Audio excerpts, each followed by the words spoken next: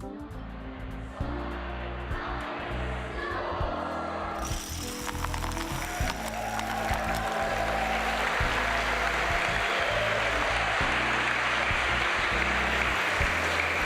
dominos, tantôt jeux de société particulièrement simples, tantôt éléments de construction de structures impressionnantes, peuvent constituer un sujet d'étude insoupçonné pour les physiciens.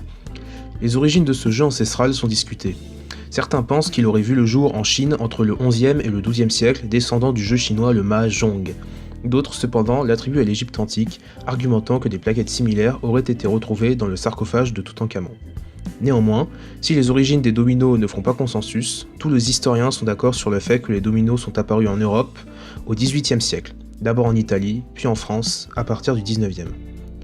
Source d'inspiration et symbole de la pureté mathématique, ils auraient par exemple été à l'origine du braille, écriture en relief lisible par les personnes aveugles ou malvoyantes. Aujourd'hui, les équipes nationales participent au championnat du monde des dominos, ayant lieu tous les ans à Andalusia, en Alabama, aux États-Unis. Toujours est-il que chaque domino supplémentaire ajoute de la complexité au phénomène que nous allons expliquer aujourd'hui.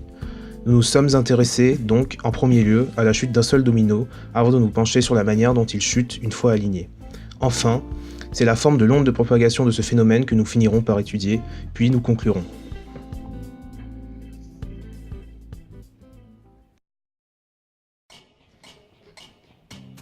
Comme beaucoup de problèmes physiques, nous avons décidé de partir d'une analyse dimensionnelle. Les dominos, en eux-mêmes, peuvent être assimilés à des parallélépipèdes rectangles caractérisés par trois variables différentes. Leur largeur, notée petit l, leur hauteur, notée petit h, et leur épaisseur, notée petit e. La masse des dominos étant constante, il est aisé de comprendre que, en utilisant la seconde loi de Newton, la masse du domino n'interviendra pas dans l'équation du mouvement. Si l'on néglige également les frottements visqueux avec l'air, les seules forces en présence seront donc le poids du domino, noté mg. On peut donc en conclure que l'accélération de la chute de domino sera égale à l'accélération du champ de pesanteur terrestre, noté petit g. Enfin, nous considérons également une variable de temps de chute, notée grand T. Par analyse dimensionnelle et relativement donc à deux constantes de proportionnalité a et b, on obtient t égale petit a fois racine de h sur g, et v, pour la vitesse, égale petit b racine de g fois h.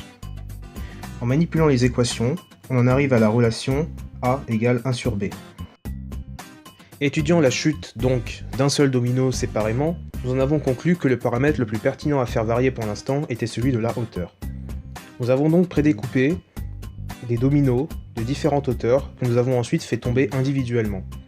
Nous avons mis les résultats de notre expérience dans ce graphe. Cela confirme le fait que plus un domino est grand, plus il mettra du temps à tomber. A partir de là, nous sommes armés pour pouvoir étudier la chute des séries de dominos. Nous avons mis en place deux protocoles différents car nous voulons étudier l'effet de la surface sur laquelle les dominos tombent. Comme dans beaucoup de problèmes physiques, nous avons formulé des hypothèses quant au comportement de la série de dominos. Nous nous attendions en effet à ce que plus l'espacement soit grand, plus la vitesse de la série soit faible, et se rapproche du temps de chute d'un domino multiplié par le nombre de dominos dans la série, avec comme limite un rapport espacement sur hauteur du domino qui vaut 1. Lorsque ce rapport tend vers 0, on s'attendait à ce que la vitesse soit théoriquement infinie, vu qu'en poussant le début de la série, la fin allait tomber presque instantanément d'un seul bloc, entre guillemets. Certaines de nos hypothèses se sont avérées justes et d'autres non. Sur ce graphe, les points bleus représentant nos essais sur une surface visant à maximiser l'ancrage des dominos au sol. En d'autres termes, une surface très peu glissante, ici constituée de papier posé sur une table. Et les points orange représentent nos essais sur une surface plus glissante, ici du verre. Les observations de nos données expérimentales nous fournissent des informations suivantes relativement à nos hypothèses de base. Premièrement, une nouvelle donnée apparaît. La variation de la friction de la surface contribue en effet à l'apparition ou non d'un pic de vitesse pour un rapport environ égal à 0,25, bien entendu relativement à nos dimensions du domino. Ce pic apparaît sur des surfaces très peu glissantes, ici donc la surface de papier posée sur une table. Nos hypothèses sont validées en revanche concernant la variation de la vitesse quand le rapport tend vers 1. Effectivement, cette vitesse diminue drastiquement. En revanche, quand le rapport tend vers 0, la vitesse diminue contrairement à nos hypothèses. Cela peut s'expliquer par l'accumulation d'effets collectifs de frottement solide dû au grand rapprochement des dominos. Nous observons cette différence sans doute car les frottements solides ont été négligés lors de la formulation de nos hypothèses. Nous observons ce pic également en référence dans un article de recherche qui nous avait été proposé pour analyser la situation. Cet article s'intitule The Domino Effect par JMJ van Leuven de l'Institut Lorentz, Université de Leiden, aux Pays-Bas. Nous observons en effet, selon le modèle des physiciens, un pic également présent, à un endroit différent cependant. En effet, nous n'avons pas les mêmes dimensions de domino. Et, à cause des conditions que nous avions en laboratoire, nous n'avions pas la possibilité de faire varier l'épaisseur de ces 10 dominos. Les résultats des chercheurs de l'université de Cambridge ont été réalisés sur une surface faite de papier de verre, en d'autres termes très peu glissante. Notons la différence des conditions expérimentales. Ici, nous n'avons ni la même longueur, ni la même épaisseur du domino, ce qui explique le pic trouvé par les chercheurs. Ce qui explique en effet la différence, surtout entre le pic des chercheurs et notre pic. Nous avons donc été amenés à étudier le profil de l'onde de propagation de la série de dominos. Nous avons choisi de l'étudier sous 3 prismes principaux. Premièrement, le nombre de dominos qu'elle implique, deuxièmement, sa forme, et troisièmement, l'éventuelle relation de récurrence entre les angles que forme l'axe des dominos avec le sol. Concernant le nombre de dominos impliqués, nous avions déjà une hypothèse de départ. En effet, nous supposions que plus le rapport était faible, plus l'onde allait comporter un nombre important de dominos. Le cas limite étant 2 quand le rapport tend vers 1, et tous les dominos de la série quand il tend vers 0. Nos observations ont été vérifiées par les données de nos expériences précédentes résumées dans ces graphes. La possibilité d'obtenir une droite quand l'axe des y est en logarithme nous prouve qu'il s'agit d'une loi exponentielle du type n de d égale n0 fois exponentielle de moins d sur d0.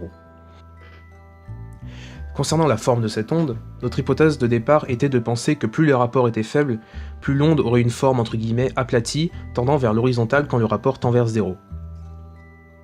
Nos données ont été résumées dans ce graphe. Ici, plus la courbe est foncée, plus le rapport est faible. On constate donc que nos hypothèses sont validées. Concernant le profil des angles de propagation, nous pouvons résumer la situation au schéma suivant. D'après le schéma, on peut définir sur ce repère OXY un point C de coordonnées n plus 1 fois d et 0. Avec le point C, on peut retrouver l'équation paramétrique du cercle C.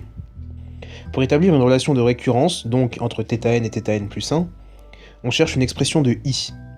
Pour cela, on étudie d'abord l'équation paramétrique de D. Pour trouver I, il suffit donc de résoudre le système d'équations comprenant les équations 1 et 3, et celui comprenant les équations 2 et 4. Voici la résolution que je ne détaillerai pas oralement. En d'autres termes, nous avons ici une relation entre θn plus 1 et θn. Pour vulgariser, plus le domino choisi est éloigné par rapport au début de l'onde de propagation, plus l'angle avec le sol qu'il forme sera faible. Pour conclure, il est à présent aisé de dire que la science qui se cache derrière la chute d'une série de dominos dépasse ce que l'on peut imaginer de prime abord. Nous avons eu l'occasion de comprendre ce que l'on ne peut pas toujours prévoir dès la première expérience, l'influence de l'environnement sur les résultats qui seront obtenus.